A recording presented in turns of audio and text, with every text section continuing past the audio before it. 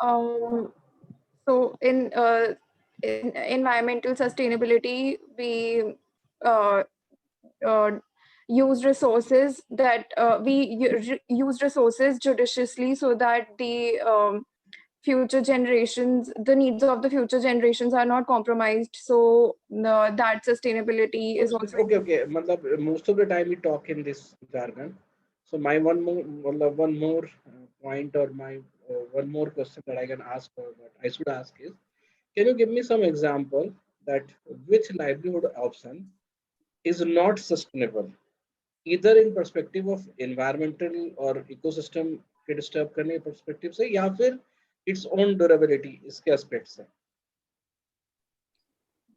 so. For example, um, mining, I would say the miners, that the laborers that who mine in the fields, that is neither environmentally sustainable, and the durability of their job is also not there. So I think that's not sustainable. ठीक है, मतलब थोड़ा तुम उस perspective से भी बात कर सकते हो कि अगर अगर जंगल को काट करके पेड़ काट करके somebody getting his livelihood तो वो Hmm. environmental sustainability नहीं है, और फिशिंग या फिर इस इवन इन दैट लाइवलीहुड जो हम अभी बात कर रहे थे वो टाइम वाइज भी सस्टेनेबल नहीं है, मतलब someday you will exhaust with all the resources that you have. ठीक है, So mining वाला भी तो ठीक ही है ना, but हाँ माइनिंग वाला ठीक है, बट माइनिंग वाला मोर ऑफ ए जॉब, मतलब that you get from the company, है ना. तो जब वो बेसिकली जो उनकी सस्टेनेबिलिटी या ड्यूरेबिलिटी जो है वो कंपनी के पर्सपेक्टिव से डिपेंड करती है, तो कंपनी वाले उसको प्रोवाइड करते हैं उनको जॉब, तो इसलिए हम उसको जॉब कैटेगरी में थोड़ा रख दिए, है ना. तो मैंने सोचा ऐसी कोई लाइवलीहुड की बात करें विच दे प्रोपेगेट बाय देमसेल्फ, है ना, by their own skills, by their own method. okay. So So now I'll ask One more point, sir. one more point about. I mean, in terms of sustainability, the immediate focus of companies and these policymakers is on immediate financial upliftment, short term, so to speak. Sustainability in terms of environment comes much later or comes a bit earlier in industries which are in much more direct contact with nature, so to speak. For example, environmental sustainability won't be much of a factor in industries like food processing as much as it would be in industries like mining, as Urvi said. So Okay, so now going ahead, I'll ask you to ask a question on the similar topic, और थोड़ा versatile रख सकते हो, not to just मतलब livelihood पे ही based नहीं हो. So any social or economical or socio-economical perspective पे you सर will वैसे ask. आप एक तरह से इंटरव्यू ही ले रहे हो. क्या क्या सर आप एक तरह से इंटरव्यू ही ले रहे हो अभी हम अब सबका. इसमें भी तुम्हें डर है क्या? मतलब हम तो अब तुमसे नहीं पूछ रहे ना, I am asking Anurag to ask. चलो अनुराग विल आस्क, मतलब अनुराग का आंसर कौन देगा वो हम बाद में बताएंगे. That will depend upon the type of question that he will be asking. So Anurag ask a question and I will pick who will answer you. ठीक है, चलो create a good question for to ask. So everybody can think of a question, or you can raise your hand if you have some question to ask from anyone, है ना.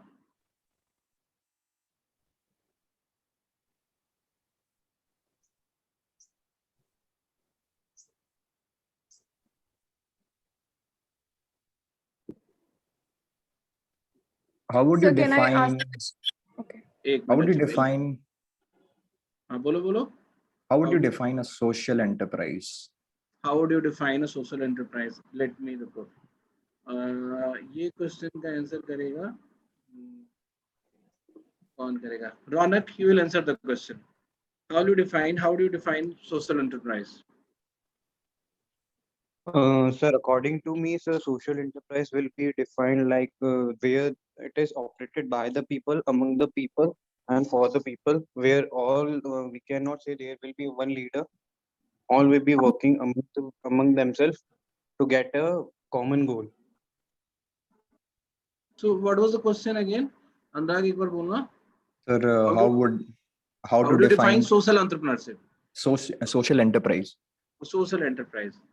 So is it necessary that all the people who are involved in the social entrepreneurial business should be the owner or should be the stakeholder of that enterprise? ऐसा होना जरूरी है रौनक? नहीं sir, इन वैसे तो नहीं है, बट कहते हैं कि अगर होगा तो लाइक सबको अपना पर्सनल वो लगेगा सर, मतलब मतलब कैसे that's the नहीं है? ideal condition that you are looking for, है ना? यस सर, हाँ sir. Although when we are talking about your subject LSE, तो उसमें जब हम सोशल एंटरप्राइज को डिफाइन करते हैं या हम वहाँ पे जब इस पर्सपेक्टिव से देखते हैं, तो the answer that you have given that was a very right answer. But ऐसा नहीं है कि एक सोशल एंटरप्राइज तभी कहलाएगा when all the people who are involve with the company are also the stake holder, है ना? तो if someone is starting entrepreneurial venture and that is basically helping the society or not only society but also the environment or also the entire ecosystem that we have. Agar if some enterprise is helping that enterprise will also called social enterprise. But again, for your subject perspective, for your course perspective, your definition is right, है ना? And ideally it should also it makes sense because we cannot exploit employee and can call our organization a social entrepreneurship. Okay? So somehow you have to provide some kind of stake or some kind of stability or stability with the companies, stability with the association to those employee. तभी आपका वो social entrepreneurship के standard में वो आ पाएगा. ठीक है? Any other question if someone wants to ask? कोई किसी ने तैयार किया? सर मुझे ऐसा क्वेश्चन पूछना है जिसका आंसर मेरे को नहीं पता. ठीक है, पूछो ना, कोई दिक्कत नहीं है. आई विल आस्क समवन और अगर नहीं बताएंगे तो आई विल ट्राई. अगर तब भी नहीं हुआ तो will look for some other resource. चलो बोलो. What are the measures taken by. अच्छा, ये तो सर दिल्ली बेस्ड क्वेश्चन हो गया कि कोई अपने दिक्कत नहीं है, मतलब ऐसा कोई प्रॉब्लम नहीं. Measures taken bye Delhi government for livelihood.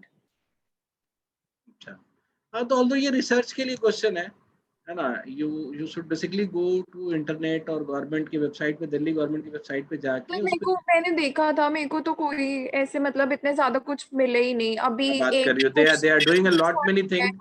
Wait. Manish Sisodia has started skill add-on programs in schools also, as well as he has also started a skill university kind of thing where they are not giving the degree but the diploma in many skills which can be used in all the industry. And there is no regular education channel requirement for that. Generally हम लोग क्या करते हैं, 10th के बाद +2 पढ़ा, +2 के बाद डिप्लोमा लिया या 10th के बाद डिप्लोमा लिया या डिग्री लिया उसके बाद, but they have not met this kind of criteria. आप थोड़े एज के बाद भी you can pursue that skills. तो एक तो ये इनिशिएटिव है उनका, है ना? दूसरा ये अरविंद केजरीवाल ने लोकल डोमेस्टिक जो वो है एंटरप्रेन्योर्स हैं उनके लिए भी लोन की फैसिलिटी वो कराई है. तो ऐसा नहीं है कि कुछ नहीं कर रहे हैं. यू गो फॉर वो वेबसाइट पे जाओ, you will find lot many ये एक्टिविटीज और policies they have created.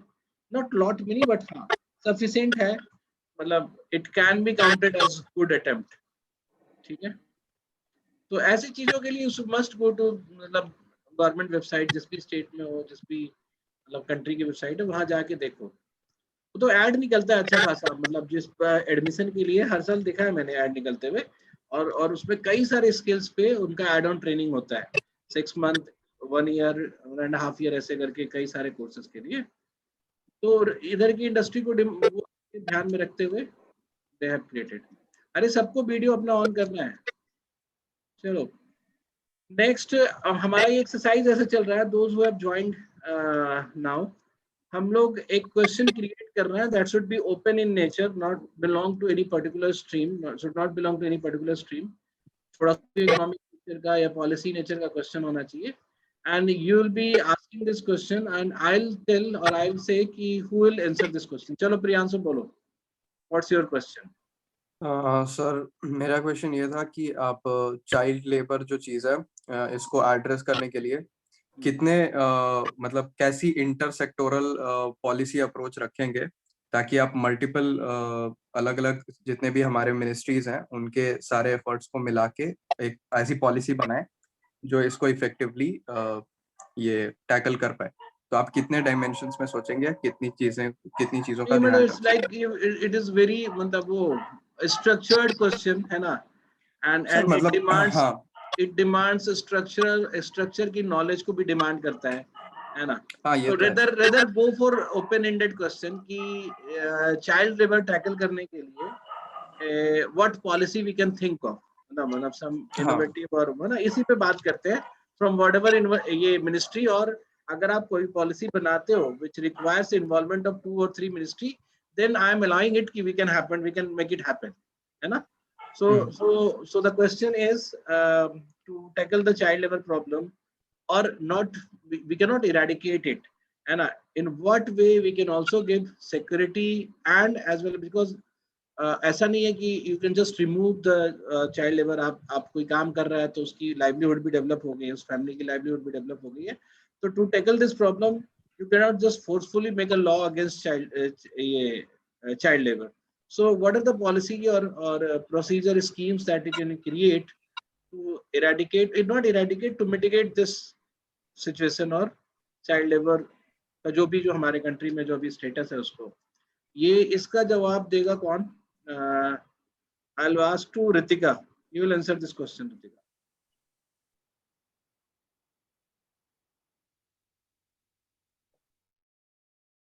Sir एक डाउट है मेरा, इस पे सोचने के लिए टाइम मिलेगा कि ऑन द स्पॉट बोलना? नहीं, अभी सोच भी सकते हो, मतलब जब तक रितिका बोल रही है ना, तो उसके बाद you can just raise your hand अगर तुम्हारे पास कुछ अच्छा है। एंड सर ये एक्सटेम्परी स्पीच के ही फॉर्मेट में बोलना है कि जस्ट पॉइंट्स ऐसे? नहीं, we are just making you aware how do we ask question। कई बार क्या होता है कि अगर हमें क्वेश्चन पूछना आता है तो we can also answer it rightly, है ना। तो जो ये प्रॉब्लम हम कई बार फेस कर रहे हैं कि we are not understanding the question, और या फिर कई बार ऐसा हो रहा है कि आप क्वेश्चन के अगेंस्ट कुछ और जवाब दे रहे हो, है ना। तो वैसे चीजों को ये इरेडिकेट करेगा, रिमूव करेगा। because when you know कि what I'm thinking behind a question, then you also will also think what the person is thinking behind the question, है ना। तो इसलिए इस फॉर्मेट में हमने ये एक्सरसाइज शुरू किया। So I was experimenting it today only, and at that time we have 4 to 5 people in the class, और बहुत अच्छा था। तो Ritika is not confident। Ritika screen पे आओ पहले, तुम ऐसे नहीं काम चलेगा। I'll make you confident, है ना, and I'll make you content wise good also। अभी के अभी चलो स्क्रीन पे आओ तो जल्दी से। Open your speaker, open your video camera, come to screen, क्योंकि हमें इस सिचुएशन को चैलेंज करना है where you are just escaping to speak. चलो बोलना शुरू कर सो इसी। अब एक एक करके हम सोचेंगे, और सोचने का तरीका हम तुम्हें बताते हैं। पहले तुम ये देखोगे कि चाइल्ड लेबर को टैकल करना है, तो who are the child labourers? Have you seen any child labour around you? बोलो। Yes, sir. Especially coming from Chennai and all, जो क्या बोलते हैं, crackers industry. Chennai and all बोलने की क्या जरूरत है? कौन सा लैंग्वेज मतलब है? हाँ, Chennai around the region, I mean मतलब मेट्रोपॉलिटन सिटी का तुम टारगेट होते हो तुम, चेन्नई और सिमिलर मेट्रोपॉलिटन सिटी। और किस टाइप की चाइल्ड लेबर देखा है तुमने? That's what the thing is, sir. बहुत कुछ है, but I don't know how to बोलो, channelize एक तो it बोलो ना, content एक कोई wise. चैनलाइज नहीं करने की जरूरत है, चैनलाइज हम बाद में करेंगे। I am just making you confident कि हाउ टू स्पीक। क्या देखा है तुमने? सर मतलब अभी मुझे रिसेंटली ऐसे यो कभी तो देखा होगा ना, कभी छोटे बच्चे वो काम करते तो देखा होगा ना तुमने। यस सर, कहाँ देखा है? दैट्स व्हाट आई मीन, ये फायर क्रैकर्स जो इंडस्ट्री होते हैं उधर बहुत है। ठीक है, बस चलो। और कहाँ देखा है?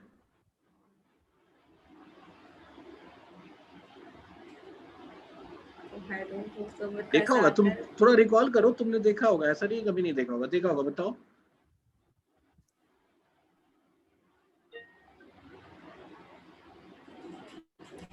याद करो। ढाबे पे ये कचरा उठाते हुए बच्चों को देखा होगा। तो तुम ये क्या ध्यान नहीं आ रहा था? आ रहा था सर, बट पता। अरे ऐसे क्यों भूलेंगे हम भाई, ये तो नॉर्मल चीज हम रोज देखते हैं। एक बार दिन अपने पूरे दिन को रिकॉल करो, यू विल फाइंड बहुत सारे चाइल्ड लेबर का चाय की दुकान पे काम करते दिखते हैं। Yes sir, that's what all these street vendors, rack pickers। हाँ, वो आप किसी भी मॉल और पब्लिक प्लेस पे चले जाओ, वहाँ छोटे छोटे बच्चे जो है वो वो जूता पॉलिश करने वाला मशीन लेके घूमते रहते हैं कि जो पॉलिश करवा लो। Hawkers and cobbler's. ठीक है, तो अब बात आ गई, तुमने 4-5 तरीके के चाइल्ड लेबर्स आइडेंटिफाई कर लिए, ठीक है ना? लेट्स थिंक इन आंसर कैसे हम करते हैं। ठीक है, जब तुमने आइडेंटिफाई कर लिया तो पहला वाला जो आइडेंटिफाई किया, जो कि फायर क्रैकर के फैक्ट्री में जो काम करते हैं और सिमिलर इंडस्ट्री, अब वो तो हजार्डस भी है ना? तो वहां तो पूरी तरह इलीगल है ना? And why they are using those labours? Because they find it cheap and inexpensive. हाँ, तो उसमें क्या है कि, और उस जगह पे तो in any case even the child is getting benefited from that job, आपको नहीं काम करने देना है बिकॉज दैट इज हजार्डस। तो वहां पे आपको क्या करना पड़ेगा? You will have to make strict law against those people who are putting child into the work area, into the workplace which is hazardous and unhealthy and risky. तो इसमें तो लॉ चाहिए। वो तो ऑलरेडी है ना सर, वो right to ठीक है, अरे हम एक्सप्लॉयटेशन। टैकल करने के लिए लॉ चाहिए, हम बोल दिए। हाँ ठीक है, यस सर। सर ठीक है, जो है सो हम नहीं बोलेंगे, ऐसा तो नहीं बोला ना मैंने। हाँ yes. Now the second point is you have seen ragpickers, देखा है ना? उसके लिए क्या करना चाहेंगे? Sorry sir, come again. उनके लिए क्या तुम्हारे पास होगा पॉलिसी? सोचो, कुछ भी सोचो, थिंक एनीथिंग। मतलब you don't have the problem of resource because पूरी सरकार तुम्हारे साथ है। तुम लगाओ तो सही, कुछ दिमाग लगाओ, हम पैसा देंगे तुमको। सर आई मीन मुझे बोलने में अंडर कॉन्फिडेंस है, अरे थिंकिंग दैट इट बोले, वुड बी तुम बोलो रॉन्ग। तो सही, अभी बोलो, गलत होगा तो क्या होगा? Just tell me one thing that you can do for them.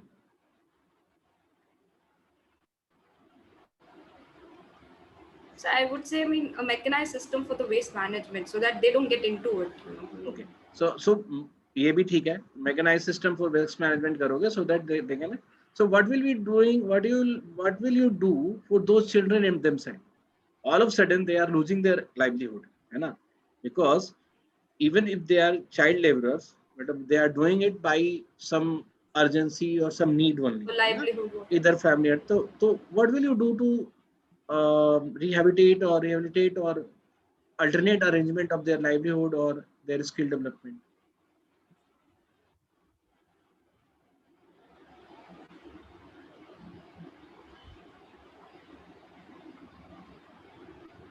So I would say, I mean, probably those kids should get into the field of education and probably. Of course, they should, but पहले वो नहीं जा पा रहे थे, तभी तो नहीं जा पा रहे थे ना? Reason behind choosing for a livelihood or not going to school, there must be some reason behind it. So how to deal with that reason? सोचो, अरे सोचो। हम ऐसा भी तो कर सकते हैं कि हम उनके जो उनकी फैमिली रिक्वायरमेंट है या जो उनकी फैमिली की वो है, नीड है कि उनका बच्चा भी कुछ करे। और again education is not very fruitful for them, है ना? Because education is there to educate the regular children, है ना? तो आप ऐसा स्कूल या ऐसा सिस्टम क्रिएट कर सकते हो जहाँ पे half of the time they are learning in term of education और half of the time they are learning some skills which can be readily used for generating employment. Sir वो Champaran model का जो मैंने आपको भेजा था ना, तो वैसा कर सकते हैं कि वोकेशनल स्किल्स दें और वैसा एक एरिया बना दें जहाँ पे वो वोकेशनल स्किल्स को ग्रुप में यूज करके एम्प्लॉयमेंट जनरेट करें। तो समझे Ritika? So just start thinking and speaking. आपको कोई रिकॉल करने की जरूरत नहीं है ऐसे क्वेश्चंस पे। You don't have to find data. आप खुद सोचो, जो बच्चे स्कूल नहीं जा रहे हैं उनको स्कूल कैसे भेज सकते हैं? नहीं जाने के पीछे कुछ रीजन है। स्कूल नहीं पिक करने के पीछे और picking up occupation rather than school, या तो फैमिली की इनस्टेबिलिटी है या फिर family doesn't want them to go to school, और फिर एजुकेशन सिस्टम ही ऐसा है which they see is a waste of time कि आप 10 साल पढ़ो, 12 साल पढ़ो, 15 साल पढ़ो, फाइनली आपको करना ही यही है। तो somehow they are not very comfortable with that education system that we are providing to them. तो हम ऐसा तो कर सकते हैं ना कि we can have them learning partially और partially developing themselves for their livelihood. उन्हें कोई skills develop करा दे। उससे क्या होगा कि जी एजुकेशन का मतलब ये नहीं कि 10th पास कर जाए, 12th पास कर जाए, है ना, ग्रेजुएशन हो जाए। एजुकेशन का मतलब ये भी है इन whatever livelihood they are going, at least उनको पैसे गिनना है, किसी से बात करना है, अगर वो कुछ एंटरप्रेन्योरियल वेंचर सोचते हैं तो उसको बताना है। ठीक है, एजुकेशन के कई सारे पर्पस होते हैं। If somebody is educated enough, just इतना भी पढ़ ले कि सोसाइटी कैसे फंक्शन करती है, पॉलिटिक्स कैसे फंक्शन करता है, वोटिंग मैकेनिज्म क्या है, हेल्थ रिलेटेड नॉलेज क्या है। आप इतना ही नॉलेज दो, इतनी ही एजुकेशन दो, बाकी उनको लाइवलीहुड का एजुकेशन दो। So in very quick time, 1 or 2 year time, they will be educated also and they will gain some livelihood skills also. अब पॉइंट आती है कि उस 2 साल में क्या होगा। तो either we can generate some revenue through that model also, or government has to pay for it, क्योंकि वेलफेयर स्कीम्स भी गवर्नमेंट को करना पड़ता है ना। तो इस तरह से तुम कुछ भी सोच सकती हो। You don't have to be shy और अंडर कॉन्फिडेंट इन एनीथिंग। बहुत समझदार हो तुम, बीबीए तुमने किया है, बैंक में काम किया है, you have dealt with lot many of client. यहाँ पे आके तुम्हें लॉस्ट होने की जरूरत नहीं है। So just that मैं इतना publicly ऐसे बोल नहीं सकती। कोई पब्लिक नहीं है यहाँ पे, कोई पब्लिक की तरह दिख रहा है, सब आपके क्लासमेट हैं, we all are friends here, है ना। और सब कितने कोऑपरेटिव हैं, तुम्हें पता है। एक हमारे सेंटर की तो एक मुझे पता है कि गॉड गिवन वो है कि हमारे यहाँ कोई भी कॉम्पिटिटर की तरह बिहेव नहीं करता एक दूसरे को। एंड यू कैन जस्ट, हाँ यू कैन जस्ट, ये तो अभी की बात नहीं कर रहा हूँ, पुराने किसी भी बैच के किसी भी स्टूडेंट को तुम कॉल कर लो एंड जस्ट से कि यू आर फ्रॉम स्मार्ट, है ना, and then see how they are talking to you. ठीक है, तो ये मुझे लगता है कि either we have made a system जो हमको वैसे ही लोग सेलेक्ट करते हैं। हाँ, तुम देखोगी when you will go outside और आफ्टर दिस सेंटर, जब बाहर भी जाओगी, तुमको कोई जूनियर कॉल करेगा ना, you will be very respectful. तुम्हें लगता होगा कि सर को हेल्प कर रहे हैं हम। समझ आ रही बात। तो वी ऑल आर हियर, ना, no one is public here, है ना, no one is crowd bully you for any of your answer. And at the same time you are saying कि everybody has their own capability or lack in their preparation. तो तुमको सोचना तो है ही और बोलना तो है ही। You cannot just escape from any question. ठीक है।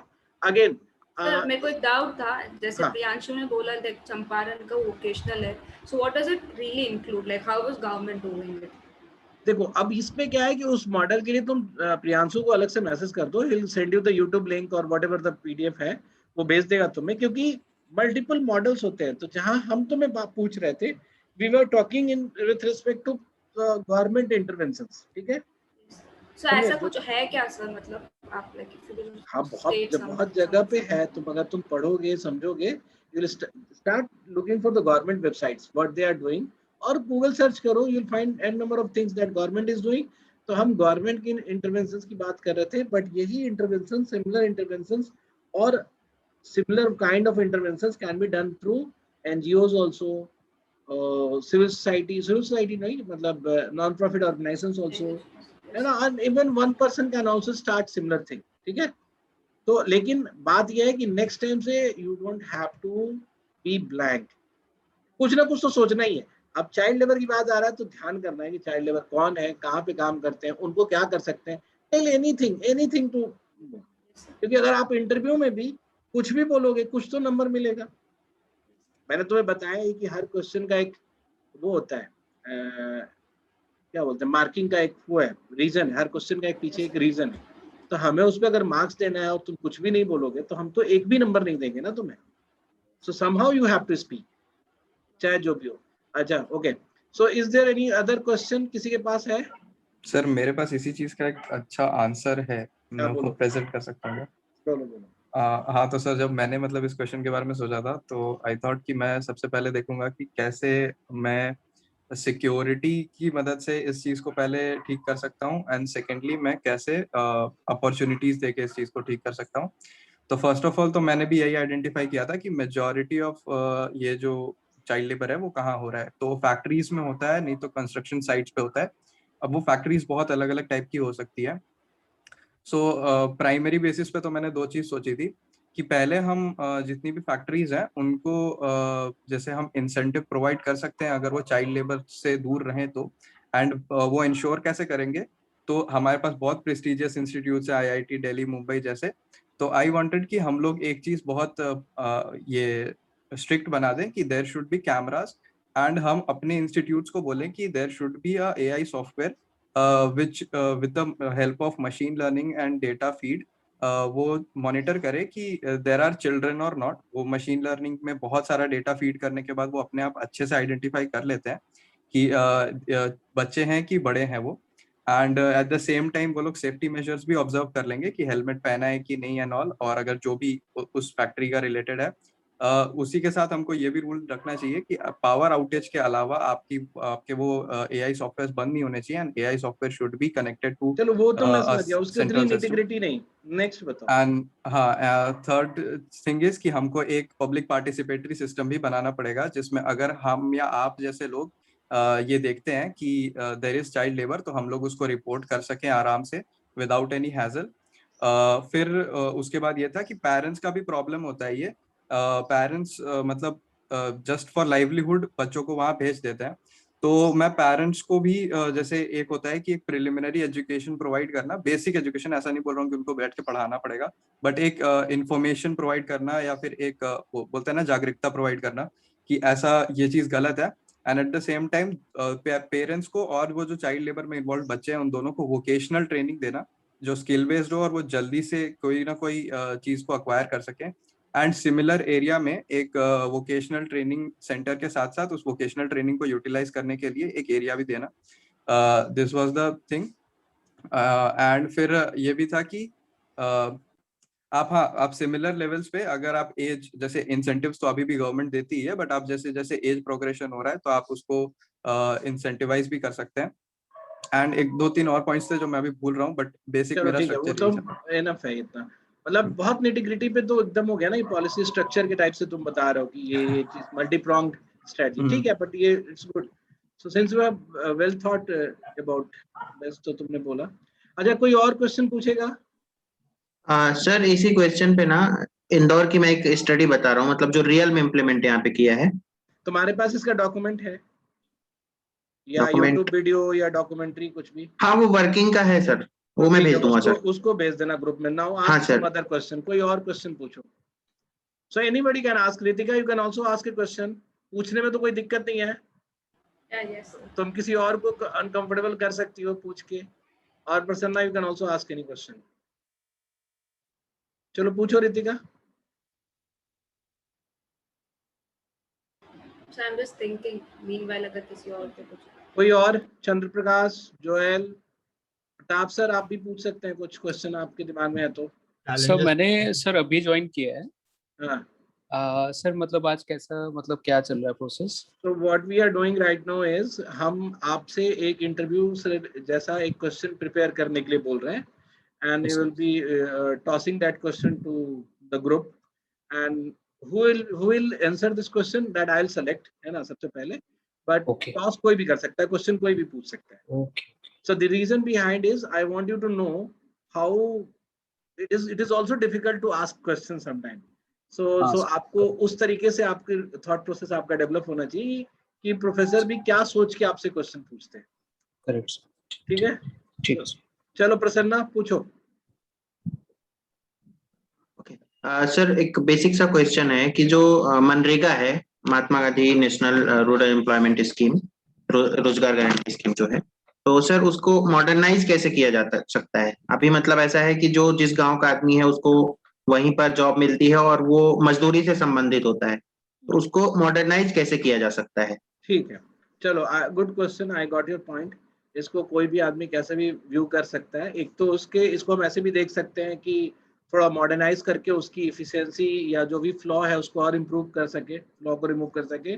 और दूसरा, जो जो नॉर्मल वर्क बेस्ड वो एम्प्लॉयमेंट जो जनरेट किए जाते हैं, कैन वी मेक इट थोड़ा मॉडर्न जो टाइम्स है उसके हिसाब से, can we create some kind of job और नॉट विद दैट। तो इस पे किसी का है ओपिनियन? आई विल आस्क, किससे पूछूंगा मैं?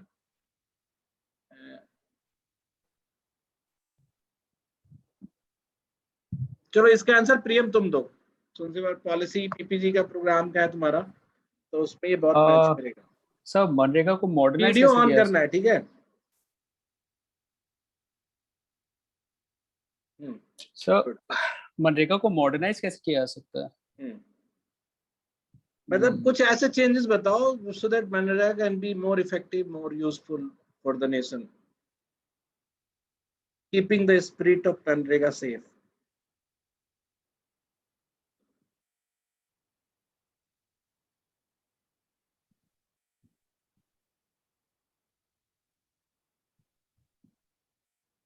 सब मतलब टाइम लूँ मैं या बोलना शुरू चलो करो। टाइम लो, ये थोड़ी देर रखिए। कोई और इस पे कुछ बोलेगा? फिलहाल स्टार्ट करेगा? हाँ सर, मैं बोल थोड़ा नहीं रुको भाई, तो वो क्लोजिंग स्टेटमेंट के लिए दिया जाएगा मतलब। सर तो हर फिर तो जगह सारे सोच पूछे। रखे हो तुमने कुछ छोड़ा दिया है सोचने के लिए? सर मैं मेरा खाली पॉइंट है बैठा रहता तो यही करता हूँ। खाली बैठे रहते तो यही करते हो। कौन है? सर, मेरा एक पॉइंट है। हाँ जैसे एमजी नरेगा है वो अनस्किल्ड के लिए है ना काफी, तो जैसे इनिशियली अगर हुआ है, जैसे फर्स्ट टाइम अगर किसी ने कंप्लीट किया लाइक 100 डेज, तो अच्छा, आफ्टर तो दैट ना बस एक क्वेश्चन पहले, इंटरव्यू कब दोगे तुम? सर आज शाम दे दे। शाम का तो पता नहीं, चलो ठीक है, मतलब next time I not ask you, I just tell you to appear for the interview. मैं सोच रहा था आज शाम, पर चलो ठीक है। ओके, बोलो।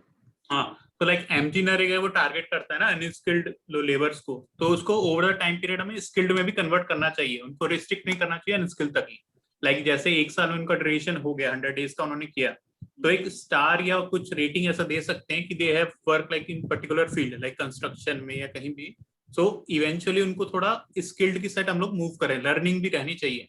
बट इसको इसमें एक प्रॉब्लम ये भी है ना कि जो गवर्निंग बॉडी होती है, the body which will be responsible to provide the employment, तो अब वो क्या होता है कि बहुत लोकल लेवल पे होते हैं, गांव या फिर वो ब्लॉक लेवल पे होते हैं, तो they are not that skilled in themself कि they can create something which is skill oriented. तो उनके लिए तो वही दिखता है, सड़क को साफ करा दो, गड्ढे खुनवा दो, तालाब बनवा दो, फिर भरवा दो, है ना? तो governing body is the barrier here, that whatever we are talking. Okay, तो सर ऐसे नहीं प्रोफेशनल्स को इंट्रोड्यूस कर सकें थ्रू गवर्नेंस की, लाइक बिल्कुल कर सकते हैं, मतलब हाँ, कर तो कुछ भी सकते हैं, तुम सजेस्ट तो करो। हाँ, लाइक मैं Feasibilities- सर्टिफिकेशन कह रहा हूँ, लाइक बेसिकली सिंपल सर्टिफिकेशन ना, they can like enhance their skill, so then they can apply like apart from 100 days na, they can apply in other sector like construction or any small scale worker the workplace, so then easily they can apply, they are not restricted to that only mg narega only. और कोई और बोलेगा? Sir मेरे पास थोड़े point. Joel, चलो हाँ Joel बोलेगा पहले। Sir we can start by digitisation of the MNREGA. तो फंड लीकेज, अकाउंटेबिलिटी का वगैरह बहुत इश्यूज होता है। So digitisation can involve these aspects, जहाँ पे एक मेथड होना चाहिए where anybody can have a online social audit in these programmes, and ताकि हर एक का अकाउंटेबिलिटी बना रहे। अदर देन दैट डेटा जितना ज्यादा कलेक्ट होगा उतना ज्यादा इंसाइट्स मिलेगा इन प्रोग्राम्स के ऊपर, and we can use data science to measure the progress and to suggest new projects कि कहाँ कर सकते हैं।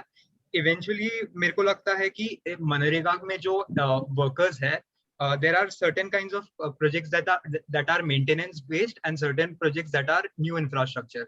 So you can create a workforce, उसी के अंदर हम लोग skill mapping वगैरह कर सकते हैं, क्योंकि on the job skilling भी हो रहा है। When a person continuously engages in some kind of manual labor, उसका भी some sort of skill mapping वगैरह करके we can maybe वहाँ पे skill enhancement जैसे projects को हम लोग उनको issue कर सकते हैं, and slowly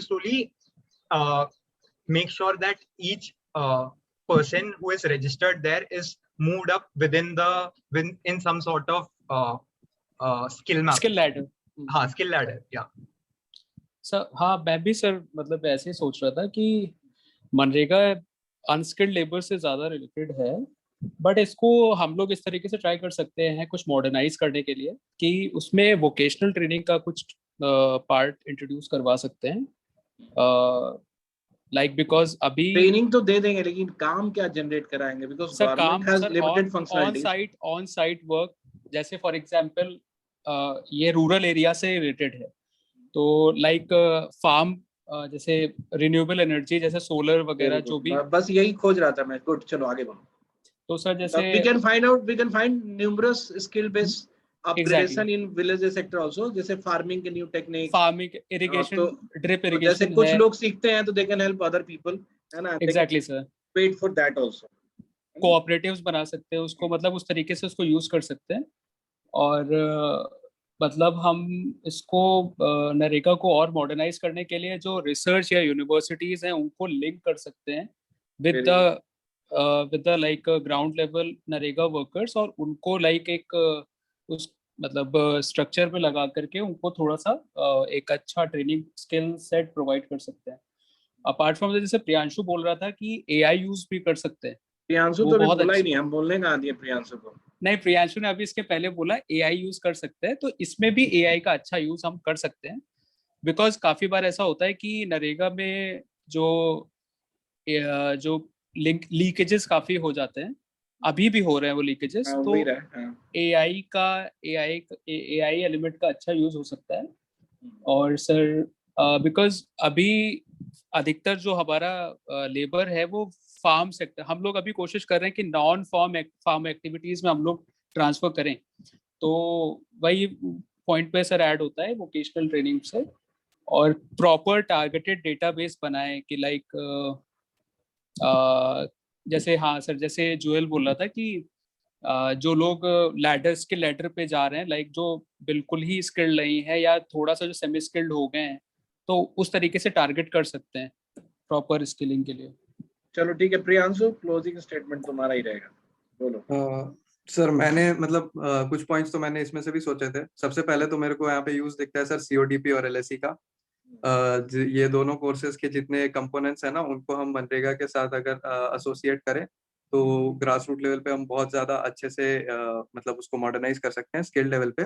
सेकेंडली जो हमारा नेशनल स्किल मिशन है ना, उसको हम इसके मनरेगा के साथ इंटीग्रेट करके इनको पहले वोकेशनल ट्रेनिंग दिया जा सकता है, स्किल ट्रेनिंग दिया जा सकता है डिफरेंट डिफरेंट एरियाज में। फिर कम्युनिटी बिल्डिंग के थ्रू और जो लोकल ये सोशल एंटरप्रेन्योर्स होते हैं, इनको हम यूज करके कुछ मतलब अलग ही कर सकते हैं। And at the same time जैसे बोला गया कि फार्मिंग एक्टिविटीज हो गई, अलाइड एक्टिविटीज हो गई, जो भी गांव में अवेलेबल है, उनकी मॉडर्नाइजेशन को और उनके जो उनमें जो नए नए जैसे चेंजेस हो रहे हैं उनको भी हम सिखा सकते हैं। प्लस मेरे को लगता है कि हम एक फेयर टाइप बना सकते हैं, प्लेग्राउंड टाइप, जहाँ पे सारी जो एनजीओज हैं या फिर नॉन प्रॉफिट ऑर्गेनाइजेशंस हैं, वो गवर्नमेंट के साथ अगर कोलैब करना चाहें and they want to along with universities, जैसा प्रियम ने बोला, तो वो मेरे को बहुत अच्छा आइडिया लगा था, वो मैंने भी सोचा था।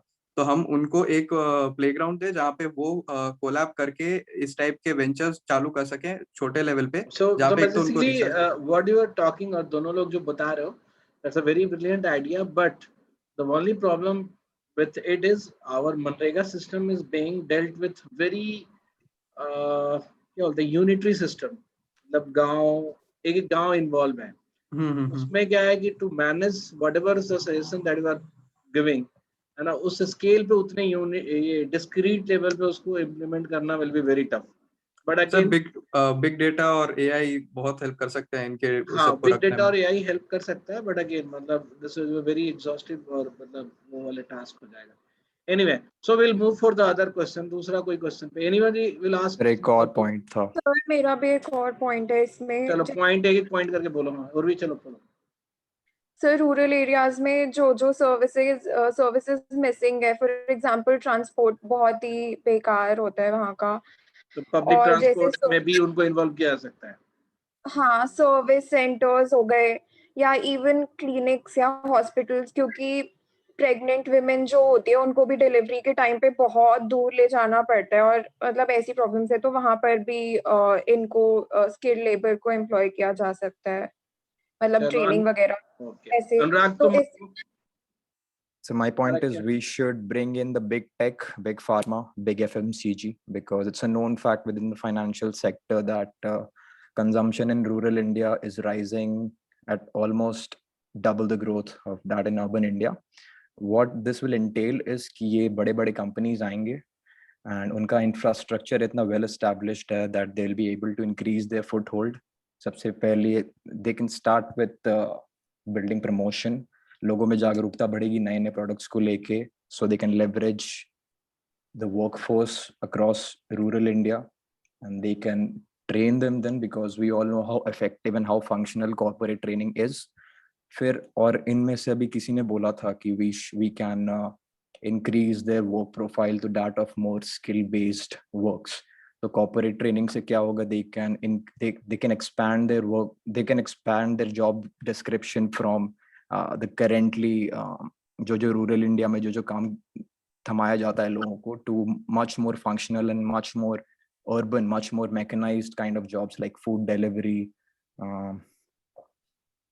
BPO services. So with the leverage of big tech and big pharma, a lot of these things, which with respect to both training, with चलो respect ठीक to है, both employment, got can your be point. leveraged. तो मतलब एक थोड़ा बहुत तो मुझे ये भी समझ में आया कि मतलब आप में से शायद किसी ने बोला या नहीं बोला, मुझे ध्यान नहीं है, एक कोऑपरेटिव सोसाइटी जैसे बनाई जाती है ना, तो हम गवर्नमेंट ओन्ड कोऑपरेटिव सोसाइटी भी बना सकते हैं फॉर मल्टीपल, उसका ही सारे विलेज को कंबाइन करके, मतलब जैसे मनरेगा जनरली एक गांव को लेकर डील करता है ना, तो हम उसमें ये कर सकते हैं कि we can ration the skills और ration the people who is being employed from different villages.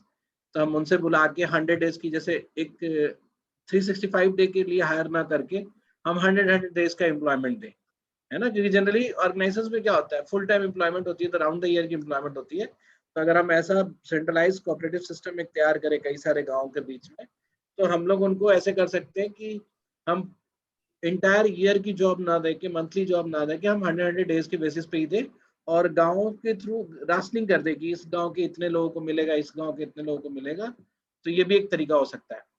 Anyway, मतलब चलो इसको अब इस टॉपिक को हटाते हैं। सो कोई और कुछ पूछना चाहता है? Anybody have any question? Priyam तुम्हारे पास, जोएल, रितिका तुम, रौनक तुम भी कुछ पूछ सकते हो, जल्दी पूछो। ये क्वेश्चन नहीं सोच पा रहे हो तुम लोग? एक इतना सारा इंटरव्यू दिया, डाउट्स पूछना है सर। नहीं क्वेश्चंस बना के पूछना है sir, future of businesses in India. नहीं, तुम एचआर और ओडी पे नहीं जाना अभी हमें। अच्छा, फ्यूचर ऑफ क्या? तो हमें मिक्स क्राउड को डील करना है। फ्यूचर ऑफ नहीं, बिजनेस वो नहीं करना है, वो अभी इस पे नहीं करना है, डिस्कस लेकिन करना है। just बता रहा था। Okay, so ask a very good question. मतलब इतना ओपन एंडेड मत पूछो कि future of businesses of India में हम पता नहीं क्या क्या बोलने लगे। हर सेक्टर का अलग अलग से हमें एनालिसिस करना पड़ेगा कि वो कहाँ मूव करेगा, वो कहाँ मूव करेगा, है ना। तो फ्यूचरिस्टिक ब्यूरोक्रेसी को रिफॉर्म करने के लिए, like we need a reform in the bureaucracy. हाँ, तो इसमें क्या पूछना क्या चाहते हो? Of course we need reform in, मतलब हाँ exactly, first of all we need to realise कि वी नीड और नॉट, क्योंकि नीड है तो किस क्यों है, लाइक क्योंकि हम देखें ना after every election, so okay चलो ठीक है, पहले हम करते हैं। So why there is a need of या is there a need of reform in bureaucracy? इस पे आंसर करेगा सूरज। सूरज बताओ। हाँ मतलब यस, रिफॉर्म की तो जरूरत है, वी नीड रिफॉर्म। बिना वाई का मत बोलो। क्योंकि रिसेंटली हम लोगों ने देखा है कि जो मोस्ट ऑफ जो इनिशिएटिव्स हैं वो मतलब ज़्यादा सक्सेसफुल नहीं हुए हैं। वो भी इसका एक वन ऑफ द रीज़न ये भी हो सकता है कि वी ट्रेन मतलब IAS ऑफिसर्स, बट स्टिल वो लोग को इतना एक्सपीरियंस नहीं है। अगर कोई एक्सपीरियंस पर्सन लेटरल एंट्री के थ्रू आता है तो वो अपने साथ में स्किल सेट और नॉलेज के साथ साथ एक्सपीरियंस भी लेके आता है। ही मतलब मोर और लेस उसके जैसा कुछ उसने मतलब सिचुएशन से डील किया हुआ रहता है।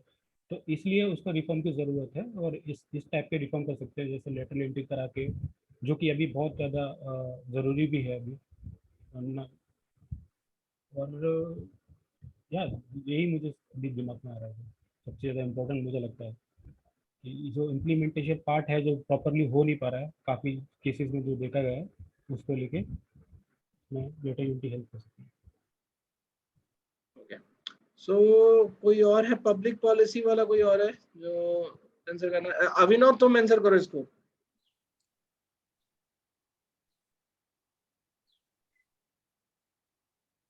अभिनव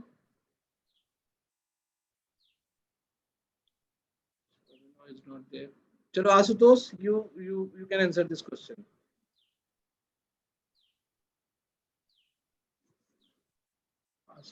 Astos, are you there? Yes sir. हाँ सर, ब्यूरोक्रेसी में अकॉर्डिंग टू मी रिफॉर्म की ज़रूरत इसीलिए है क्योंकि since India is moving in the path of private economy, हम लोग प्राइवेट सेक्टर की तरफ जा रहे हैं। तो may be in the coming years मेरे को लगता है कि प्राइवेट कंपनीज के ऊपर और गवर्नमेंट के बीच में एक डायलॉग स्टैब्लिश करने के लिए हमें और ही ज़्यादा एक्सपर्ट्स की ज़रूरत होगी। And bureaucrats can not be that competitive because उनकी एक लिमिटेशंस होती हैं, वो अपनी एक फील्ड से और एक सेट पैटर्न के थ्रू आते हैं। तो अगर हम जैसे सूरज ने बोला लैटरल एंट्री को लाते हैं और कुछ एक्सपर्ट्स को लाते हैं हम लोग गवर्नमेंट के साथ वर्क करने के लिए, तो I think that will be more beneficial, क्योंकि वहाँ पे वो एक प्राइवेट सेक्टर में काम कर चुका होगा वो पर्सन, और वो अगर गवर्नमेंट में आता है तो एक सिनर्जी स्टैब्लिश हो पाएगी। और सर या दैट्स ऑल सर, मेरे को इसके आगे तो भी कुछ। और कोई कुछ ऐड करना चाहेगा? प्रियम तुम? हाँ, तुम लास्ट में, हाँ, तुमको कंक्लूड करने मिलेगा। प्रियम, you would like to add something in it? Sir political influence काफी होता है ब्यूरोक्रेसी में, तो जैसे उनका टेन्योर वगैरह फिक्स नहीं होता, वो whims of political leaders change वगैरह होते हैं। तो आई डोंट रिमेम्बर कौन सा रिपोर्ट, बट बेसिकली उन्होंने टेन्योर वगैरह फिक्स करने का बात किया था, but that hasn't been implemented yet. And then specialisation का लैक होता है। तो इन ब्यूरोक्रेसी जैसे इंजीनियरिंग सर्विसेज है, स्टैटिस्टिकल सर्विसेज है, वैसे ही अगर bureaucracy starts recruiting from at least for certain important areas, वैसे स्पेशलाइज्ड ये बैकग्राउंड वाले लोगों को, and giving them at very strategic roles, then वो एक अच्छा स्टेप हो सकता है। एंड या देन तो वही जो जेनरिक पॉइंट्स है कि जैसे कि इट इज रेड टेपिज्म जितना होता है, bureaucracy is often synonymous with slow working, तो उसमें जल्दी डिजिटाइजेशन, अकाउंटेबिलिटी बिल्ड करना वैसे वगैरह। ओके, चलो प्रियम तुम बोलोगे कुछ कि? सर ऑलमोस्ट सारे पॉइंट कवर हो गए, बट लास्ट मैं ये ऐड करना चाह रहा था कि इंस्टीट्यूशनल एथिक्स, जो मतलब अभी न्यू वर्क एथिक्स की जरूरत है, जो पब्लिक एथिक्स जो ब्यूरोक्रेसी फॉलो कर रही है, शायद अभी 21st सेंचुरी में भी वो एथिक्स आउटडेटेड हो चुके हैं। अभी कॉर्पोरेट एथिक्स और इस तरीके के एथिक्स की जरूरत है to go forward, because entrepreneurship जिस तरीके से प्राइवेट सेक्टर इंडिया जिस डायरेक्शन में जा रहा है, और कॉलोनियल ओवरहैंग है कहीं ना कहीं से ब्यूरोक्रेसी वाला, कि वो बाबू कल्चर, उसको चेंज करने की जरूरत है। प्रियांशु तुम? सर मैं बोलूं? हाँ बोलो प्रसन्न। सर जैसे प्रमोशन एंड ट्रांसफर्स हैं तो वो अभी डायरेक्ट मिनिस्ट्री के थ्रू होते हैं, तो सर उसके लिए स्टेट वाइज अलग कमेटीज बनाई जा सकती हैं, या फिर कोई ट्रिब्यूनल हो जो इन मैटर्स को देखे ट्रांसफर से रिलेटेड। अच्छा चलो प्रियांशु लास्ट फटाफट बोलो। हाँ सर, तो मतलब मेरे को तो पहले 2 लेवल्स दिखते हैं ब्यूरोक्रेसी के। एक होता है जो अब स्टेट पे लोअर लेवल पे होते हैं और जो सेंटर पे चले जाते हैं। तो जो स्टेट में उनको अब सबसे बड़ा डिबेट यही आ जाता है ना कि जनरलिस्ट वर्सेस स्पेशलिस्ट वाला। तो मेरे को लगता है कि जब आप लोअर लेवल्स पे हैं, आपको एक डिस्ट्रिक्ट एडमिनिस्ट्रेशन देखना है या कुछ डिस्ट्रिक्ट्स का एडमिनिस्ट्रेशन देखना है, तो generalist thought is very good. But अगर आप सेंटर लेवल पे जाते हैं और आप किसी स्पेसिफिक मिनिस्ट्री में हैं, तो वहाँ पे जनरलिस्ट थॉट इतना अच्छा नहीं होता। आपको एक टेक्नोक्रेट की तरह भी, ब्यूरोक्रेट के साथ साथ एक टेक्नोक्रेट की तरह भी रहना पड़ेगा। तो फर्स्ट ऑफ ऑल तो वहीं पे ये आ जाता है कि आपको कहीं ना कहीं स्पेशलाइज होना पड़ेगा। इसके लिए मेरा एक ये सजेशन रहेगा कि ड्यूरिंग द टेन्योर उनसे मतलब उनको बोला जाए कि you have to choose some field during initial years of your service, and आप उस फील्ड में 1 या 2 साल, मतलब जितना भी आपको स्पेशलाइजेशन है, फिर आपका जो नेक्स्ट प्रमोशन होगा वो उसी मिनिस्ट्री या उसी फील्ड में होगा। तो उससे क्या होगा कि वो वहाँ के एक्सपर्ट होंगे और वैसी ही फील्ड में काम करेंगे।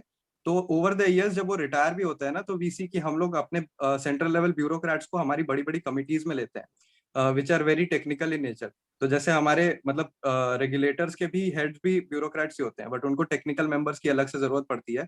तो हम अगर स्पेशलाइज लोग को रखते हैं ना स्टार्टिंग से ही, तो हम उनको बाद में जब आउटसोर्स करते हैं कहीं और, तो वो वहां पे भी बहुत यूजफुल रहते हैं।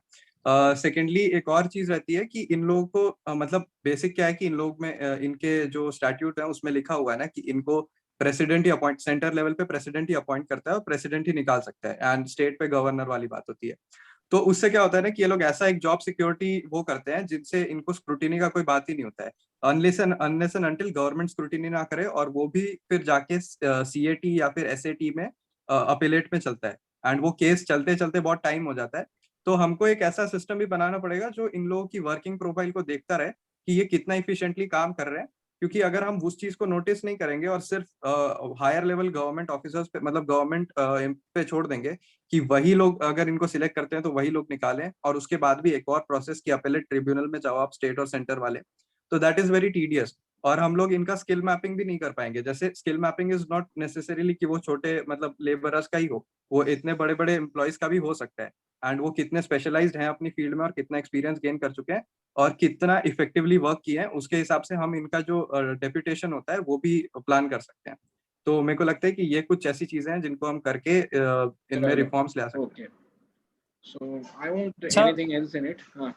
Sir on the same lines, आपने जो एक शायद जो ड्राइव पे एक डॉक्यूमेंट्स शेयर किया हुआ था पब्लिक पॉलिसी के ऊपर, आई गेस उसमें यही दे रखा था कि जो ब्यूरोक्रेसी या सिविल सर्विसेज में जो प्रमोशन होंगे वो स्किल बेस्ड होने चाहिए। लाइक अगर कोई बंदा स्किल एनहांस कर रहा है, पीएचडी कर रहा है या कुछ इस तरीके से स्पेशलाइजेशन कोर्स कर रहा है, तो उसमें उन्होंने जो ऑथर थे उन्होंने कहा था कि आप जो प्रमोशन होंगे वो उस बेसिस पे हो।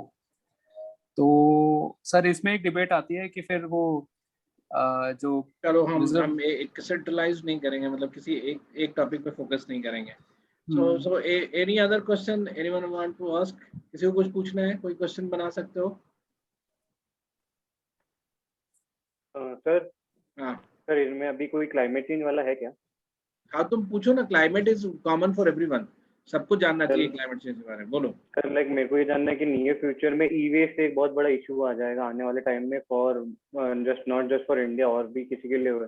तो how can we manage that कि इसको रिसाइकल करने के अलावा भी बहुत सारे ऐसा है कि उसको क्या करो, वो एंड डंप होता जा रहा है और पाइलॉन होते होते तो सबसे पहले तो मैं ये पूछूंगा किसी से कि व्हाट इज ई वेस्ट, तो ये मुझे बताएगा कौन?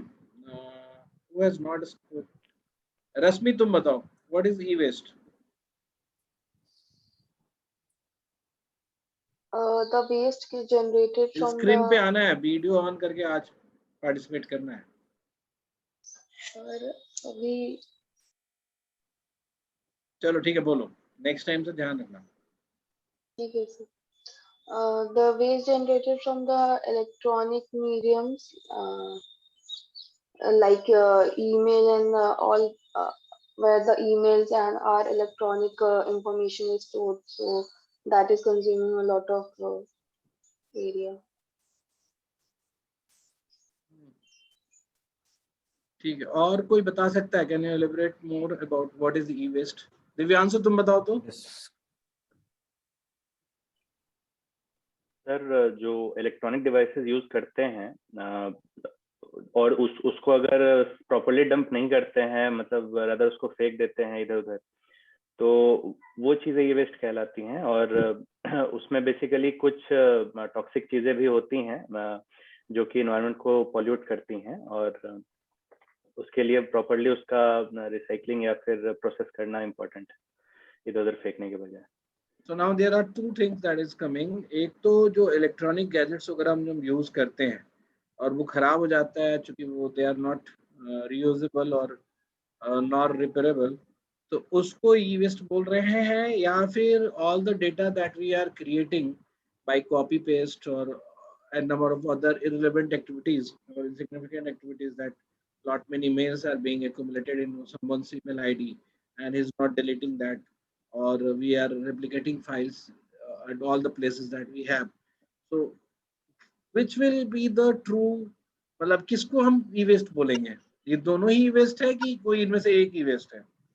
सर जो हार्डवेयर का वेस्टेज है वो ई वेस्ट है, और जो भी डेटा बेस्ड वेस्ट है, जो भी सॉफ्टवेयर और डेटा बेस्ड वेस्ट है वो डिजिटल वेस्ट होता है। अच्छा, तो e waste is basically hardware wastage, है ना? So now the question from ये रौनक was what we can do with the e-waste, है ना? Because वो ऐसे होते हैं कि वैसे मतलब एक प्लास्टिक प्लेट पे मेटल्स इनबिल्ट होते हैं, तो इस तरह के वेस्ट को आप ऐसा भी नहीं कि डायरेक्टली उसको मेल्ट करके कुछ चीज बना दो, है ना? So what are the strategy that you can make to reuse or deal with this e-waste problem? ये क्वेश्चन है, कौन बताएगा इस पे? बताओ। रिफर्बिश्ड के लिए थोड़ा वो कर सकते हैं, मतलब इंडस्ट्रीज को मतलब प्रमोट कर there will be a point जहाँ पे रिफर्बिश भी नहीं हो सकता, रिपेयर भी नहीं हो सकता, हाँ सर, और रीयूज भी नहीं हो सकता। उस केस में क्या करोगे? फिर तो रिसाइकल के अलावा कोई ऑप्शन ही नहीं बचता। रिसाइकिल कैसे होगा? रिसाइकिल में तो प्रॉब्लम है ना उसमें। हाँ, मतलब जो इम्पोर्टेंट एलिमेंट्स हैं उनको ले करके मतलब तो दैट्स यूटिलाइज कर बेसिकली इज द सकते हैं। टफ पार्ट ना, बिकॉज वो तो कई सारे एलिमेंट से मिलकर बनता है। जो इलेक्ट्रॉनिक गैजेट्स होते हैं वो बहुत छोटे स्पेस में, you have lot many metals and wires and everything. तो सर जो उसको मैन्युफैक्चरिंग कंपनी होंगी पर्टिकुलर लाइक इन सब की, तो उनको अकाउंटेबल बनाना चाहिए ना, लाइक कि they should take some target, like उन्होंने इतना प्रोड्यूस किया तो रिसाइकलिंग का कुछ मैकेनिज्म भी उनको करना पड़ेगा। सो बाकी उनको स्टेट सपोर्ट कर सकती है, लाइक कुछ सब्सिडी वगैरह देके। अच्छा, तो मैं ऐसे अब अपनी जानकारी के लिए भी पूछ रहा हूँ, do you any of you knows what we are doing with the e waste, और बेस्ट प्रैक्टिस क्या है किसी भी कंट्री में और किसी भी स्टेट मेरे को में? एग्जैक्टली नहीं, बट शायद रफ आइडिया ना, वो अकाउंटेबल बनाया उन्होंने मैन्युफैक्चरर को ही एक्चुअली। तो कि वो जो फिर अकाउंटेबल बना तो दिया, फिर वो मैन्युफैक्चरर क्या कर रहा है? ठीक है, आपने बोल दिया कि अब आप ही करो इसका, बट मैन्युफैक्चरर क्या कर रहा है, ये भी तो क्वेश्चन है ना। सर अभी आजकल ये प्रैक्टिस वगैरह, जैसे एप्पल भी ये इसको प्रैक्टिस कर रहा है। जैसे वो लोग ना जो भी प्रोडक्ट रहता है उसमें मिनिमम कार्बन का यूज़ होना चाहिए, और वो लोग अपना डिज़ाइन भी इस तरीके से करते हैं कि जब वो अगर कोई डिस्पोज करा या फिर उसको डिसेंबल कर रहे हैं ना, तो जिसके कंपोनेंट जैसे आपने बोला कि निकालना बहुत मुश्किल होगा, तो वो लोग उसी को कंसिडरेशन में लेके अपना प्रोडक्ट भी ऐसा डिज़ाइन करते हैं कि अगर ठीक है, उसे वो तो बाकी न्यू प्रोडक्ट्स के केस में। व्हाट अबाउट, क्योंकि ये तो एप्पल है, there are thousands of company, not all the company have resource और neither technology to do it. So जो ऑलरेडी हो रहा है या हो चुका है, उसके लिए क्या उपाय है? इज देयर तो एनी टेक्नोलॉजी? जनरली जो ई वेस्ट का ये रिसाइकलिंग होता है, ये थोड़ा इस टाइप से होता है कि हम लोग, मतलब ये बहुत कॉमन अंडरस्टैंडिंग है कि ई वेस्ट में जितने कंपोनेंट्स होते हैं ना, उनके जो आप मेल्टिंग पॉइंट्स होते हैं, तो इनको ज्यादातर मेल्ट या फिर इनको सेपरेशन किया जाता है मैग्नेटिक सेपरेशन से। तो इनके जितने भी मेल्टिंग पॉइंट्स होते हैं वो डिफरेंट होते हैं काफी एक दूसरे से। तो आप सिलिकॉन की ट्यूब्स हैं या सिलिकॉन के छोटे छोटे डॉट्स हैं और प्लास्टिक पैनल्स हैं, और ये सब का मेल्टिंग पॉइंट बहुत डिफरेंस होता है।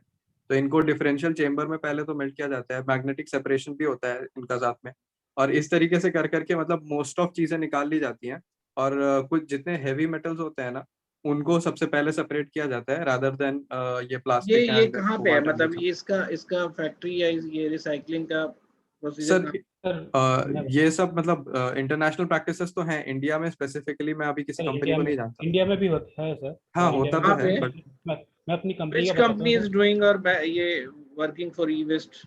सर डिफरेंट कंपनीज जैसा होते कि हैं। इसने बताया प्रियांशु ने, कॉन्ट्रैक्ट बेसिस पर टाइप रहता है कि वो मंथली या फिर ईयरली वो ई वेस्ट जो होगा आप कलेक्ट करके रखिए, वो आएंगे लेके जाएंगे और they will then recycle it. और तो कौन सी कंपनी है, मुझे उसका नाम दो, तो लेट्स स्टडी अबाउट दैट वो कंपनी। ठीक है, तो ये हमें प्रियांशु और सूरज तुम्हारा टास्क होगा कि ग्रुप में भेजो इसको, है ना। So again the point is कि आज हमने इंटरव्यू नहीं दिया इस वाले क्लास में। So you have two options, अगर 1-to-1 देना है तो सुबह मैसेज करोगे, I will plan accordingly. But अब हमने ये बोला है कि 1-to-1 वाले इंटरव्यू को आई कैन मेक